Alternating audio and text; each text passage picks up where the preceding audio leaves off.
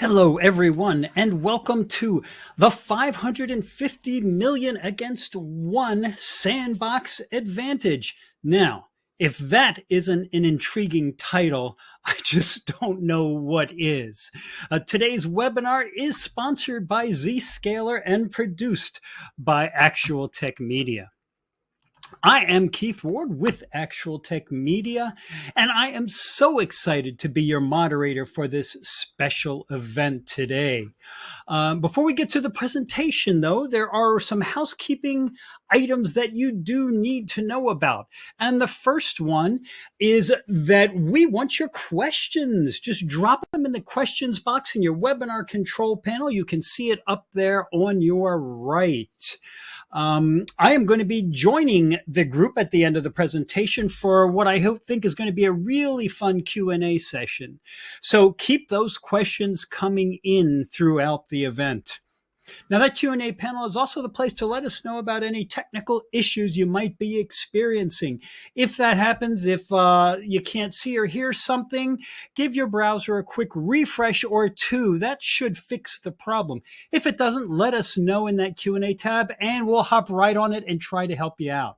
Okay, next, take a look at the handout section, and that's right up there next to the questions tab, just to the left. There you'll find a link for more information from Zscaler. Check that out right now. In that handout section, you will also find a link to more information about the ATM Decisions Group, which is a panel of IT decision makers just like you that you could apply to join, in fact, to participate in some more in-depth events and other opportunities. There's also a link to the ATM Events Center, which has our calendar of upcoming events just like this one. Okay, third, at the end of this session, we will be awarding a $250 Amazon gift card to one of you. Now, you do have to be in attendance during the entire live event to qualify for the prize. The official terms and conditions of this prize drawing can be found in the handout section. Scroll to the bottom, and you'll find the link with the details there. And with that, folks, I think it's time for us to get on to the main event. It is my true pleasure to introduce you to our amazing presenters today. They are Dan Gould, who is in product marketing, Abhishek Gupta, principal technical product specialist, and Vinay Palaruthu, principal product manager with Zscaler. They are locked and loaded and ready to go. So Dan, I am going to turn this over to you right now. The floor is yours. Keith, thank you so much. It's great to be here. Hello, everybody. My name is Dan from Zscaler. I'm actually joined by two esteemed colleagues, Vinay and Abhishek. How are you both doing today? Great, Dan. How are you? Good. We're doing great, and glad you could join me today to talk about really why organizations need cloud-delivered dynamic file analysis, given today's threat landscape. Now, in our session, we'll try to keep it tight. We'll try to keep it brief. We'll look at some threat trends. We'll look at how our cloud sandbox functions, and actually Abhishek will come in and actually show us the product in action. So really exciting stuff. So let's dive in. So, Zscaler, we analyze millions of files every day. And, doing so, we unearth thousands of new attacks. Why is this? Well, ransomware families, attacker families like, Lockbit, BlackCat, Blackbasta, they're still extremely active targeting enterprises. And it's really for this reason we see some of the trends on this slide. Now, these are trends that we observed, late last year, and we really, for better or for worse, see them really emerging this year also. So let's very briefly, though, take a look at a few of them. So you see, number one there, encryptionless ransomware attacks. Really what this means is we see, attackers make an initial compromise. They're able to pivot their way or move their way to sensitive data, exfiltrate it. And then at that point, there's really a ransom scenario for that sensitive data. There's actually no ransomware involved, if you will, but rather they're holding the data ransom. That has been a new trend we've seen. AI-powered ransomware attacks. And really what this means is AI will help attackers up-level their abilities. It will help with exploit development, vulnerability research, really understanding weaknesses in attack surfaces. However, attackers will rely on AI, I should say, to really up-level what they're already doing. like the human expertise is still critical here when attackers are building their attacks. But really what they'll use AI for is to more quickly generate, if you will, malware that, would evade detection by current security layers. Now, some other things here. Targeting of the cyber insured. Why is that? Well, once you see that laid out, it's pretty obvious. Organizations are planning on being popped. They're planning on being, ransomed. They've got the insurance policy, so attackers go after them knowing that the organization has really sort of farmed out that risk to a cyber insurance company, and then it's more likely they will get paid a ransom. Right now, we see targeting public entities. We see like water treatment plants by nation state attackers. That's obviously very, very concerning given the importance they are in our society. Now we see areas 5 and 6, and there's that old expression, honor amongst thieves, and this is really the trend of professionalizing, if you will, attacks. We see ransomware as a service where less savvy attackers can turn to more savvy attackers, obviously on the dark net, to really sort of rent access to ransomware. It might be there's a monthly service fee. Maybe they share in the profits. The more technical attacker will get 20 to 30% of all the ransoms paid out. So ransomware as a service is emerging, as is initial access brokers, organization or attackers who are able to really come across ways into an enterprise that they later resell on the dark net. And of course, attacks on cloud services continue, as do attacks that are really expanding the platforms and OSs they go after. So, these threat predictions are really critical, something that, we talk a lot to our customers about. But when we really zoom out, though, thinking about these attacks, and, we work a lot with our Threat Labs threat research team, we really see the patterns these attacks take. And oftentimes they boil down to these 4, key steps, if you will. And of course, step one, we see on the left here is really starting with the threat actor, really understanding the attack surface available to them, understanding where weaknesses lie, to understand where they might be able to begin exploiting a company, or perhaps it might be sending out phishing emails to multiple employees, maybe with a malicious attachment or link. And then, of course, hoping to get that initial infection, which, of course, kicks off that second phase there. You just need one user, as we all know, to inadvertently click or download or open a file they shouldn't, and the attackers, unfortunately, are off to the races.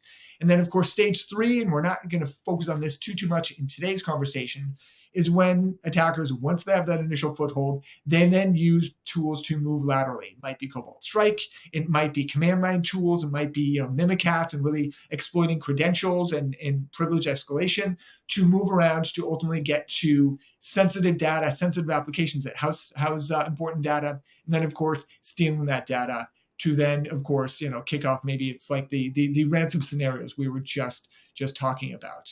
And so these are the 4 common patterns that we think a lot about at Zscaler when we're helping organizations harden their security posture. So that being the case, let's look a little bit more about how Zscaler's threat detection capabilities work.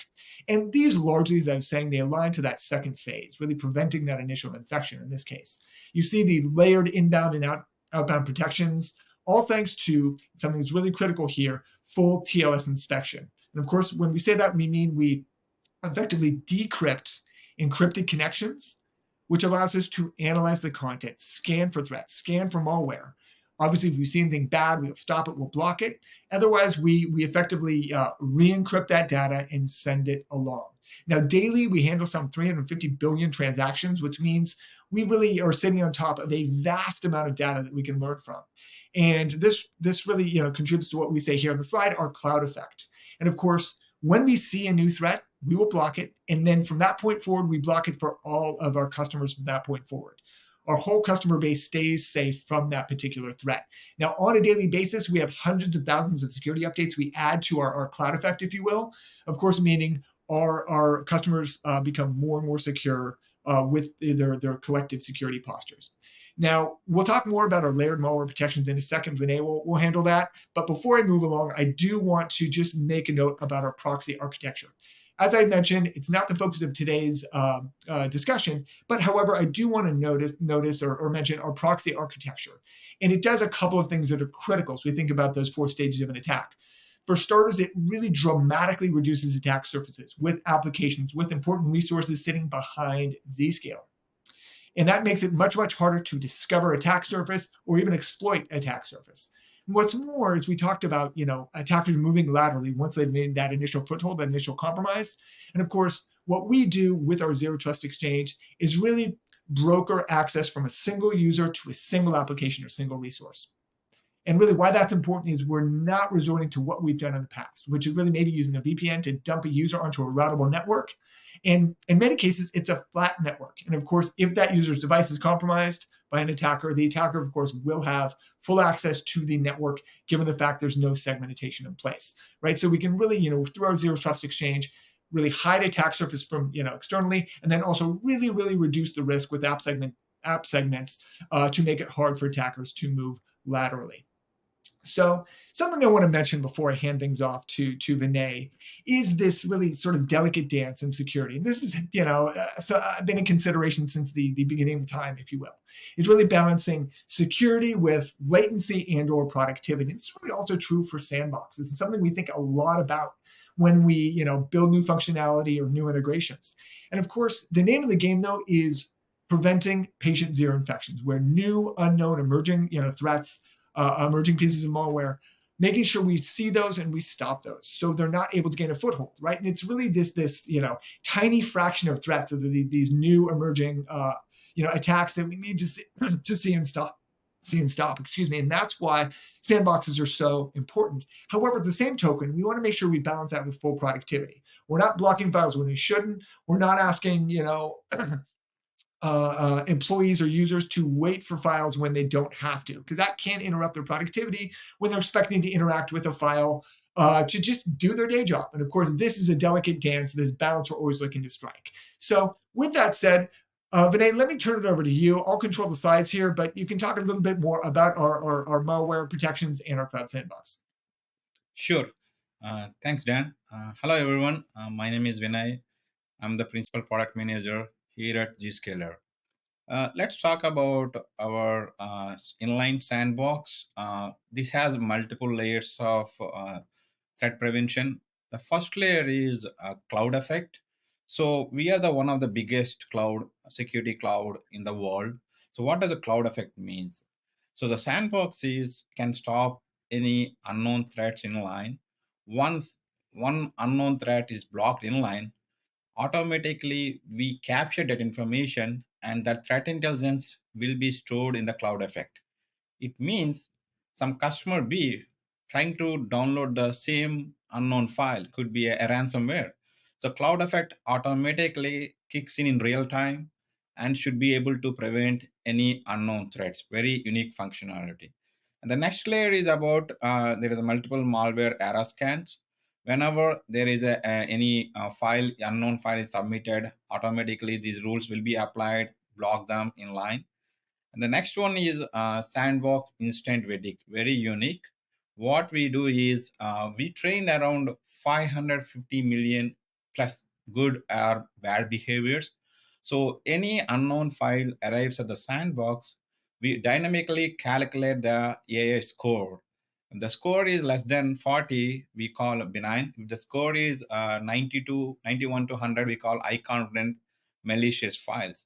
So with this functionality, we can prevent any unknown threats in real time, increase the user experience, and parallelly file will be sent for sandbox analysis. And the last piece is about cloud sandbox dynamic analysis. So in dynamic analysis, there is a static analysis and dynamic analysis. Where dynamic analysis, we detonate the file inside the sandbox and observe the behaviors and capture all the information and generate a threat score and also generate a comprehensive report that includes mapping to MITRE, threat score, automatically can capture the IOCs, can be ingested into your SOC persona use cases or SOC flows, right? So based on the threat score, automatically score will be generated and we call benign, suspicious, or malicious. So let me explain you Zscaler inline cloud sandbox. So the first thing is our sandbox is inline. We can scale, like Dan mentioned, the SSL part, we can scale, right? SSL, more than 90% of traffic is encrypted and our platform can scale. So it means we can decrypt, look at the payload and take appropriate action. If it is a known, we automatically block with the anti-malware detection and ATP. If it is unknown, we send it to sandbox analysis. At the same time, our API is also open. You have a SOC persona use cases, you have M&N use cases. You can submit a file on demand using the API. So I'll be talking about that. But our functionality supports both inline as well as out of band.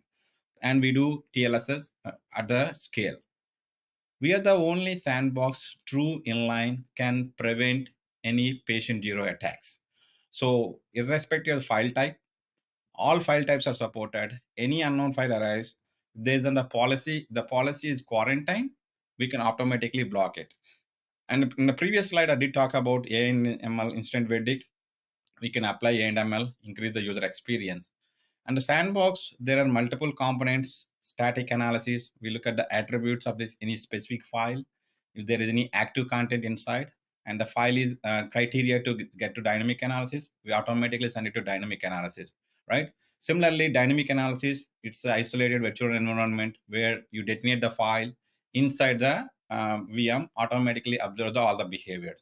Secondary static analysis, we wanted to make sure, right, we do the code analysis of associated secondary samples. If there is any variant, what are the IP addresses, right? What are the URLs associated with that? What are the domains associated with that, right?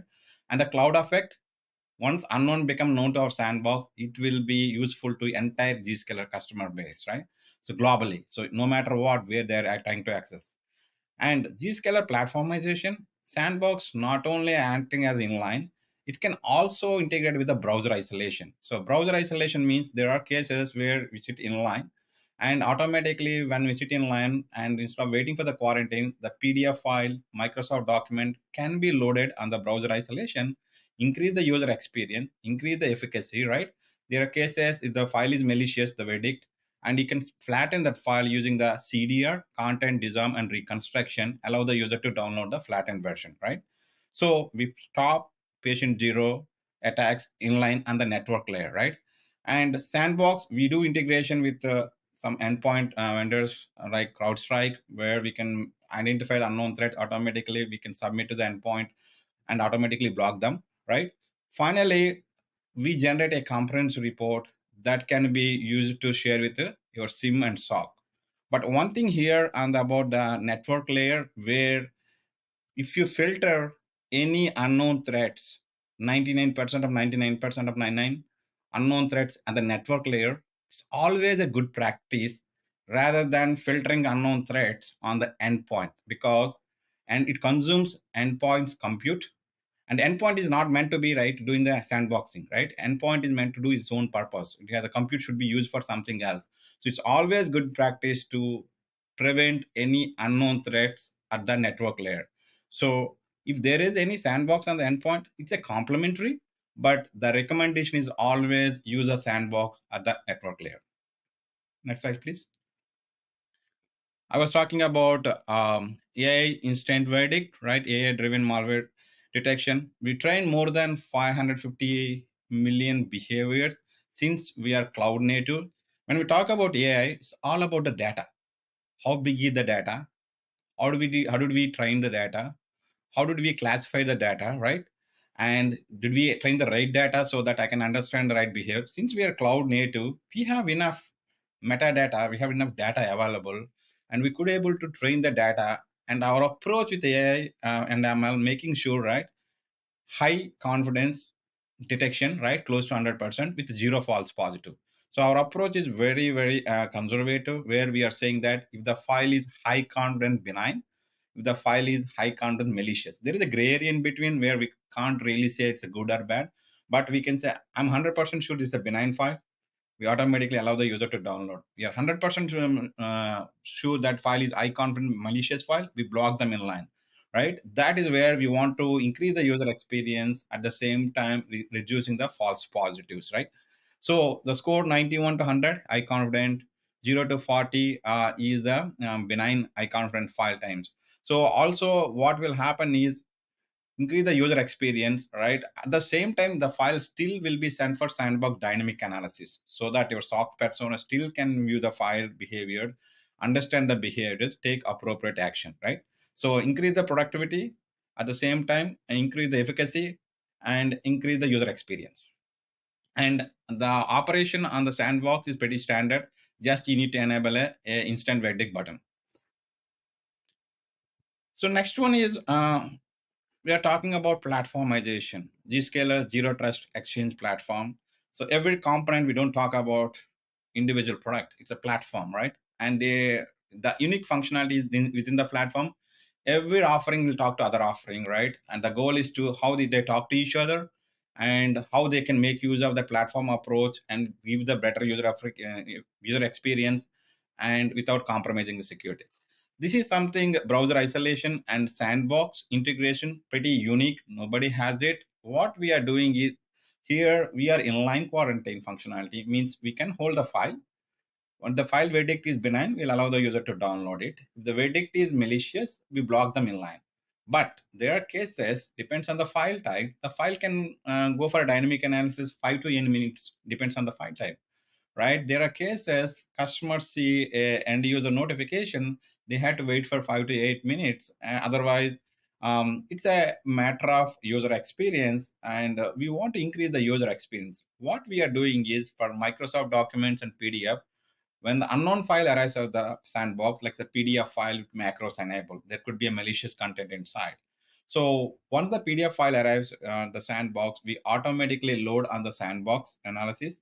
And parallelly, automatically the file will be sent to sandbox for analysis, and the file will be loaded on the browser isolation.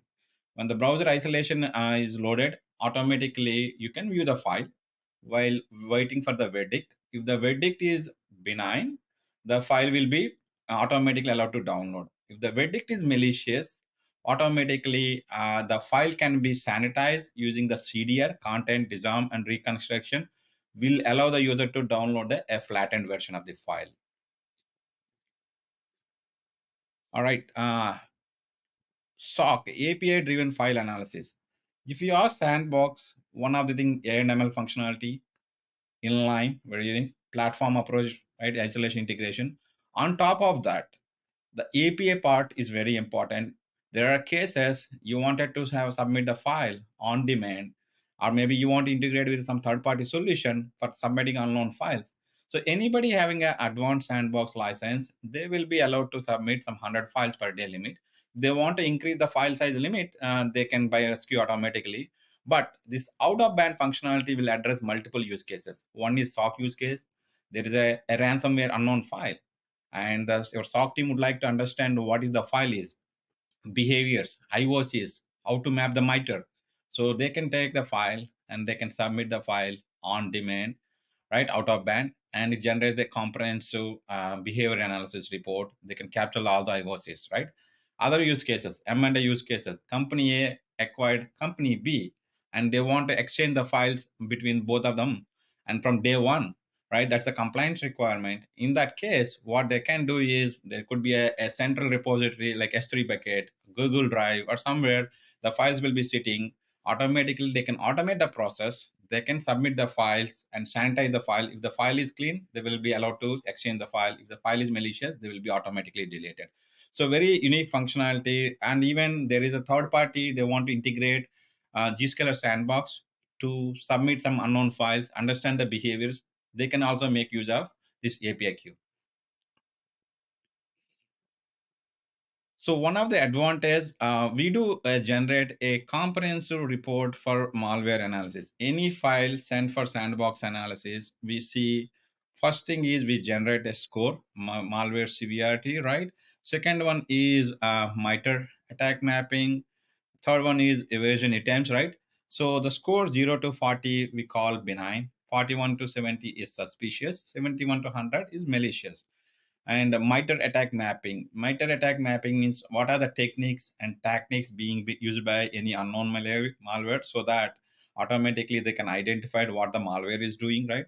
Also, we do capture the screenshots, what malware is doing. Every time malware is doing something, like trying to delete some registry entries, trying to change permission, trying to move laterally, establish the command and control. Every instant, every operation will be captured with the screenshot, so that the malware analysis or SOC analyst can view the behavior of that. Also process mapping and evasion attempts, right? The last one is file and networks artifacts. All right, they can even download the copy of the file if they want to really want to download the copy of the file for a forensic purpose. So one other thing in the next slide, we'll be showing about MITRE analysis mapping. Right. So execution, privilege, escalation, defense. Right. What are the techniques and tactics being used by each and every malware, how they are mapped to each other, so that your SOC team can understand the behavior of each and every malware functionality, no unknown malwares, right? Next one is, I think, my colleague Abhishek, who is a principal product specialist, will be covering the Sandbox inline functionality in his demo. Over to Abhishek. Yeah, thank you so much. My name is Abhishek. I'm a principal DPS for Zscaler, been here for a while. I wanted to make sure we discuss a little bit more in depth of how you can actually operationalize these policies. Hopefully, you're able to see my right screen here. Let me give you an example. For people who are on ZIA, they can actually go to the sandbox. I have an advanced license on my sandbox. What you're seeing here is an example of policy, and I will definitely show you about the AI verdict today. So one of the use case that some customers have asked is, I have a policy allowing scan for unknown file, but I really want to make sure that highly malicious files or files which AI verdict, because we trained them well with 550 million examples, are able to be quarantined or blocked before actually they end up gluing to the device. So what you're seeing on the left hand side is a policy with allow and scan for an unknown say document file, and the AI verdict is disabled. What will happen in this case is, if you see on the right hand side, when I actually download a doc file, it is actually getting downloaded, and you can actually see that the download is coming on this page. So there is the file that is downloaded. Now this is because we have been able to design this pretty easily for you to solve your problem. What we are doing here is creating a very simple enablement for AI verdict. There has been a lot of work that has been done, and to simplify this operation for you. So I'm just making sure that I enable it, apply the policy. It takes probably 30 seconds for me to do that. Now I'm going back to my same view, and I'm actually trying to download a file which I was able to download before. It was unknown, and this is a file that actually you will see is being processed, and immediately it went to quarantine. That means the AI verdict was able to move a file which is seen as malicious, is sent to quarantine so that the users will not be downloading a file. And there is a customizes page that you are seeing here on this side. Another great example here is to solve your patient zero situation. Another example that I would give you is, say, a quarantine flow itself. So if I have a file which needs to be quarantined, of course, you can create a policy. That policy could be very specific to the document that you have. So I've actually have an example of, PDF. PDF is, a source of lot of active content, and you want to make sure when it is downloaded, you can be specific to a specific users like an HR or finance, because they deal with a lot of PDFs, and uh, you can actually have a quarantine. Now I can definitely enable AI verdict. That's not the use case here, is to show you quarantine flow. So when I, as a user, is trying to download a file which is PDF, which has an some form of active content, and if the Zscaler finds is matching a policy, it is immediately thrown to an quarantine, which basically means the user will have to wait. It takes a few minutes, but we generally give an update to the user for it to wait. Do not refresh the page, do not close the page. Once the file is found to be uh, benign, it will be downloaded, but if it is not based on their policy, it will be blocked. Going back to another view of a policy. So there's another policy that we want to make sure we talk about today is quarantine and isolation. A quarantine isolation requires an isolation profile or isolation license. And what we are doing is, whenever there is a file that is matching certain criteria, we generally do it for PDFs and the Microsoft applications. When these applications are matched, the file will be isolated plus quarantined, which basically means you have the ability to see the file, which is what you are not able to see in the quarantine flow. So if I go into the flow here, I'm actually trying to download a file which seems to be unknown. It automatically goes to the isolation. Now the good thing is you can actually view this file. This, if you see, this file is actually in the isolation. I cannot download it. It is being waited, and after some time when it is downloaded, you will find either it has been able to, for example, here, this is the file which is downloaded. I can actually see the file, so the user doesn't have to wait for the file to happen. We do also have a watermarking. This is me on this date. If I take a screenshot, I know who it is, and this is the file which is uploaded. Now, if someone actually have, as when I was talking about disarmament of the active controls here, the another ability that you can do is download this without the active contents, which basically means I can come here, I can actually click on the file which you see is a flattened file, and I can click it to download it. It's just I need to double click it to download it, and I will be able to download from here. So if I'm able to download, you will find this download ability is available for a certain flattened file. Now the file is being downloaded. Another example I want to bring up to you is the logs that we show you here. So let me go back to my view.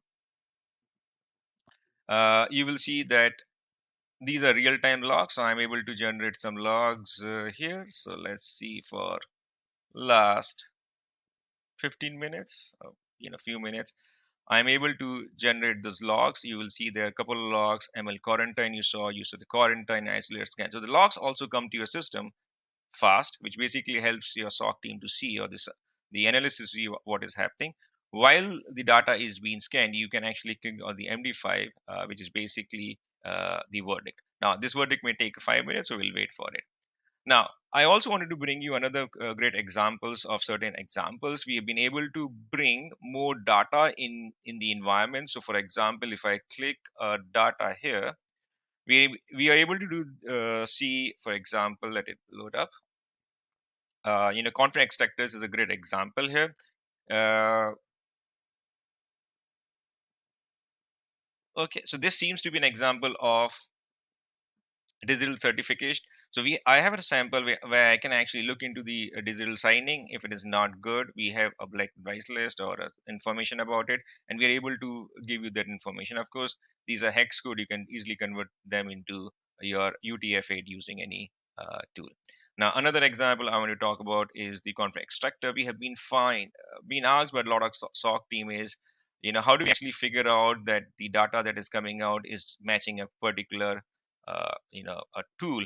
So we have been able to collect a little more data, and based on the secondary payloads that we are getting, we are able to give you config extractor informations. This is a new feature that has been released lately, and you will see the malware configuration title. You can click more, and you can see why we think this is actually a Cobalt Strike categorization, of course, right? Now, this is very important because you're not getting a C2C malware and botnet information. We are giving you very specific tools information and the malware version that are being used either by your red team or maybe an attacker that need to look into more information. So this is a great example of looking into. This is again a report that you should be able to see. Again, most of the customers or the red team would require a file to be downloaded. You can download the payload, of course, give it to the user that needs to see that. Now, not going to the details of the MD5 reports, I also wanted to make sure you are aware that we can do the same scan for your SaaS application, which basically means that I have, say, a Google OneDrive or G Drive. This is already a scan setup. It takes few minutes for me. I was able to see that a new unknown file when actually pushed to your, or maybe put to your collaborators who does not have ZC client are adding these files. We are able to scan these files in an out of box or a SaaS API flow, and we are able to give you the information why we think this is a malware. Oh, this is, by the way, definitely a malware with threat score 86. So we do cover SaaS API file sharing services for the same sandbox flow. Now, there are a couple other things that I want to make sure you're aware is the ability for us to do SAN API submissions. So while you are on our zscaler.com help page for the APIs, you will find that we do have the ability to do sandbox submission, which basically means you have, based on the license, of course, you have the ability, the default ability is 100 files per day. for advanced cloud sandbox. And if you need more, as when I was talking about SOC use cases, M&A use cases, you definitely can increase and be able to check those files before you actually acquire them. Now, another example here is sandbox reporting. So you can actually take a sandbox reporting summary in a full report. You actually can see this information on your, say, Postman or your tools you're looking at. An example that I'll run through is very quickly is this is an example where I have a file which I need a full flow. You can easily do with the Postman or the Python script that you may create. We have samples. What you're seeing is we actually created a request for this MD5, and when I actually put for send, sorry for the delay, it's just loading. So yeah, I have the MD5 information out there. That MD5 information is being queried, and after it is being queried, you will find that the system is able to give you the full payload. Now this full information, though this is benign, we give, if it is for malicious, we'll give you a lot of information that our SOC team definitely want to see in terms of how, and you can actually take in different formats out there. With that, I believe I give you a good understanding of our AI verdict. I give you an example of quarantine. I give you an example of quarantine isolation, SaaS API, and inline. The one other thing that I want to also be making sure you're aware that we do have the ability to consume IOCs from other tools. That is an example of, let me get back to the screen.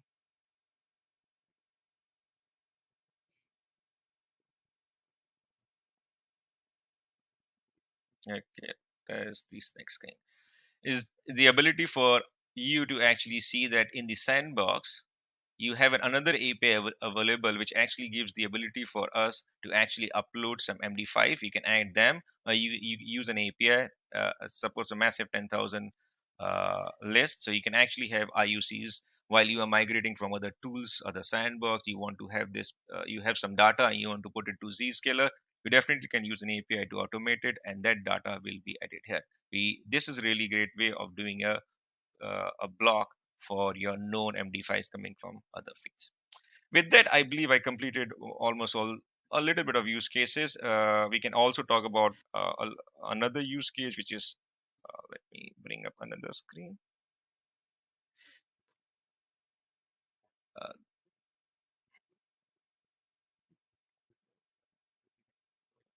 we often talk about integration with CrowdStrike. So I have a setup that probably will give you good information what it looks like.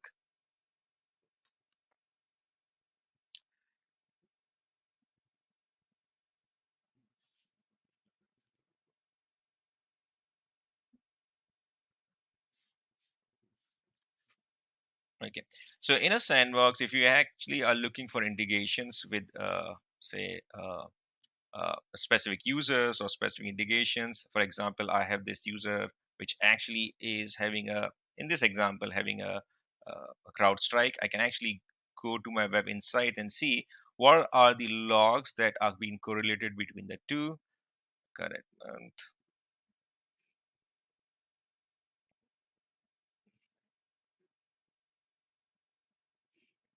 And this is sandbox specific, and for this particular user.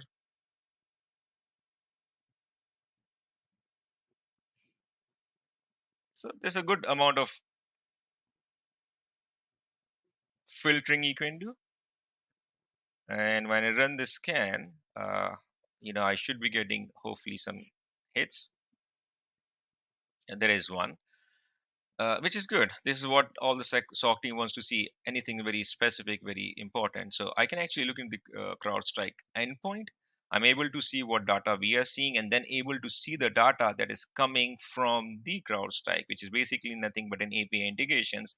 And if you wish that there's a need to contain it, you have the ability to run a contain command. This is all API driven, and the endpoint will be quarantined. So you can actually reduce lateral movements for this type of malware bot. With this, I give back to Dan. Great, Abhishek, that was terrific. Thank you so much to see the product in action. So I think to wrap us up, I think Keith, if you're around, we'd love to maybe answer any questions that have come in while we've been talking. Yeah, absolutely. Got some great questions coming in. First of all, thanks everyone for an awesome presentation. Great information. I love the demo. In-depth demos are just the best. That's what we like to see, the product in action, and we certainly did that today. We do have some questions coming in, so we're going to get to those right now. And the first one I have is for Vinay. Vinay, the attendee wants to know if you have AI detection, why do you need the sandbox part? Thank you, Keith. So AI detection, like I mentioned, will increase the user experience, right? The file can automatically tell you whether the file is benign, high content malicious in real time. However, the file wanted to understand the behaviors. What is that file? We can say, let us say there is a ransomware file. AI might say this is a bad file, malicious file, can block in line, right? But what that ransomware is doing, what is the IOCs are included in that ransomware, right? If we submit that file for dynamic analysis, it's isolated environment, and it captures all the behaviors of that specific, what IPs, what URLs, right? What is the MITRE attack mapping? What is the threats code? All the information. What is the screenshot? A comprehensive report will be generated so that the SOC teams can understand what is the ransomware is doing. I got IVOCs. Can I block those IVOCs so that I can prevent this ransomware attack? It's unknown, right? So one is preventing, other one is providing the visibility. For that visibility part, file should be detonated inside the sandbox. Dan, you want to add anything? No, I think that's good. That's good. Yeah. Okay, so here's an interesting one that I think a lot of people have, and Vinay, I'm going to throw this to you as well. How long does the sandbox need to analyze files? So I guess they're asking how much could it be impacting my network and my operations while it's doing this? That's a great question. So first of all, depends on the file type, and inside the file, let us say there is a PDF file. Two PDF files could be the same name, but one PDF file macros enabled. Inside there is the active content is enabled. Other PDF files could be the same content, but no active content. If we submit the same for two files, right? Because of this active content, probably one probably taking 5 minutes, other might be taking like a 10 second, 30 second, because it depends on the file type, right? You might say my PDF, why it took 5 minutes, why it took 30 seconds, depends on the file type. Let us say archive file. Once archive file comes, you extract the file, and inside there, let us say there is 5 PDF files. Again, each file has to send for sandbox analysis, and we have to verdict until all of them finish. Even one file is malicious, we tag that archive file as a malicious, right? So those are the things we see one by one. So typical average time, if you ask me, about 5 to 8 minutes, depends on the file type. But most of the files we do probably 70%, 80% of the files, 80 less than 5 minutes, but remaining 20% depends on the file type, the active content, and what is there inside the file. Probably take in the range of 5 to 8 minutes. Okay, Let me I let me think. add to that, Keith. Go Can I ahead. add to that? I just, as a reminder, and I think most folks who've joined us today are aware of this. Attackers are constantly looking to bake in new sandbox evasion techniques into their samples. And it's the classics we've known about for a long time: sleep techniques, hooks that look to determine whether or not the file is in a virtual environment, or perhaps they're looking for the amount of local files, that they can detect. And so, sort of responsibly, detonating a file might take a little bit of time. And given that attackers are always looking to evade, sandboxes, and it's not just those sort of classes I mentioned. There's hundreds and hundreds of more that we're aware of and that we neutralize. But that said, occasionally it does take a few minutes to responsibly, detonate a file, because our job is to stop new malware, new pieces of ransomware. Great. And And I go ahead, And Alex. just to add, we have another capability which is, taking the same file and scanning it into another, which is fully patched VM. We have this capability because we want to show you the 0-day VM. So a file that is run into and there are certain new SIGs or new behaviors we found, it will go to another scan, and that may take time because we want to give you the real value of why this sandbox is important. And so why it takes time, you get the value out of it.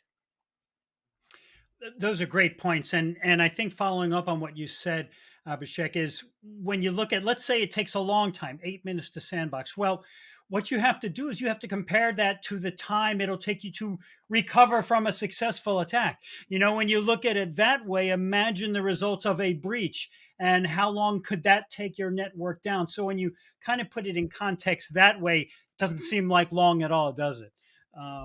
So that's an important factor, I think. Okay, Vinay, we have a question for you related to something you talked about earlier in your presentation, and that was about if the endpoint can sandbox, is that better? Now, you talked about that a little, but I'm wondering if you can dive a little bit deeper into that. So if the endpoint is capable of sandboxing itself, should that be the default? Yeah, great question. I keep getting the same question from the field. Customer might have a sandbox on endpoint. Why they need a sandbox on the network?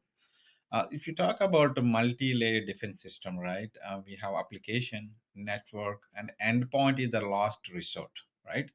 And endpoint, there is a specific functionality. Endpoint compute is not meant to do the sandboxing, right? So think about endpoint itself is compromised. Somebody disabled endpoint functionality on the endpoint itself. There is no protection, right? It's a last resort, right? Always, if you look at a multi-layer defense system, and if you could stop any unknown threats, unknown evasions at the one layer above, that is network layer, where you wanted to filter 99.99% of the unknown threats, there could be some 0.1% of might be through offline infection, somebody plug a USB, something, right? Definitely that sandbox integration on the endpoint will complement that. So the way I would narrate the security, right, multi-layer defense system, you have network sandbox versus you have endpoint sandbox. They complement each other, cover both use cases. But the recommendation is to have network sandbox where you wanted to prevent 99% to 99% of the unknown threats, and remaining offline some specific use cases. This also will help, right? They complement each other. Absolutely.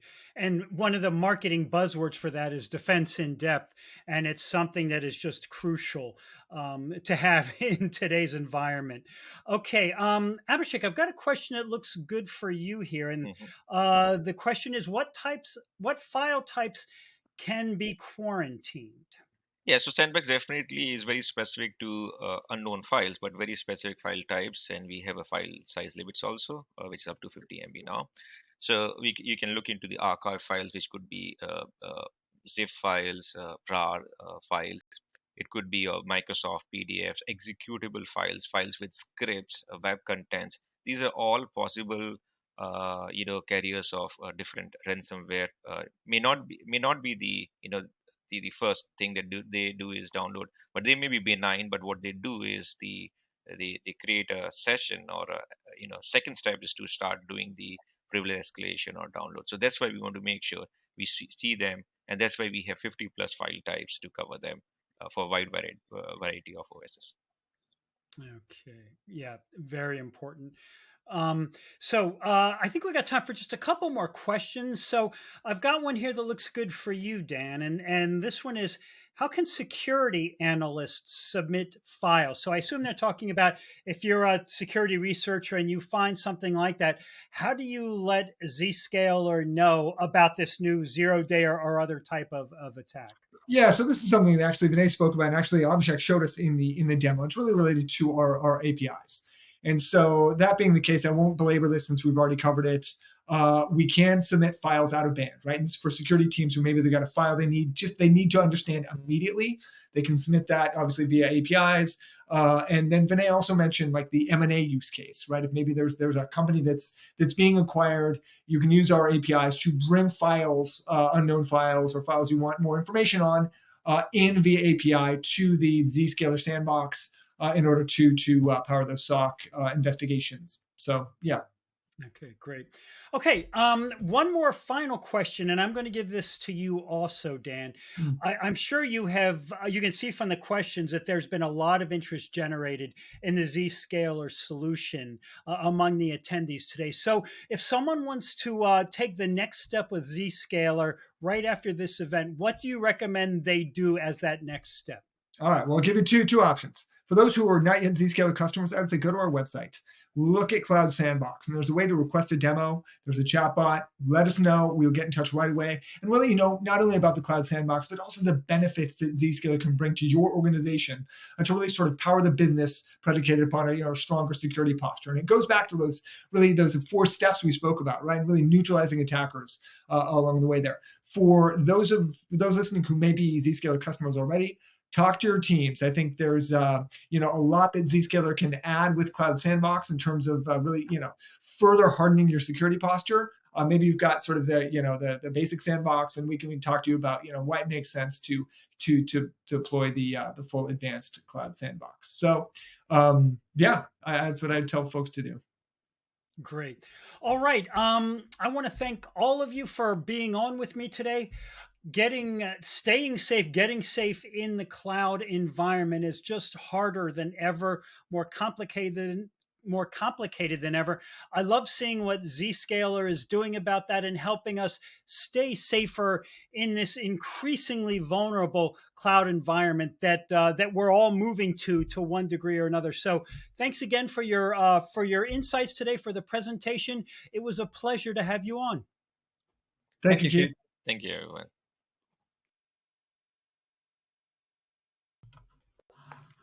Wow, that was such a fun discussion to have with Zscaler and the folks, and what a great Q&A. Thanks again, everyone, for your fantastic questions for our experts here. I did want to note also that if you asked a question that we didn't have time to get to, and there were a number of them today, have no fear, because Zscaler will be following up with you to make sure you get any and all questions you have answered. So with that, folks, we're almost done here today. But before we do, we need to make one of you $250 richer. And the winner of that $250 Amazon gift card for this event is Daryl Tarpkin from New Jersey. Congratulations to you, Daryl. We will be in touch ASAP to get you your card. And with that, everyone, we are wrapped here for today. On behalf of the Actual Tech Media team, I want to thank Zscaler for making this event possible. I want to thank all of you attendees for being here with us, for your great questions, for your interest in this topic. And I look forward to seeing you in the next one. Everyone, that's all for now. Have a great rest of your day.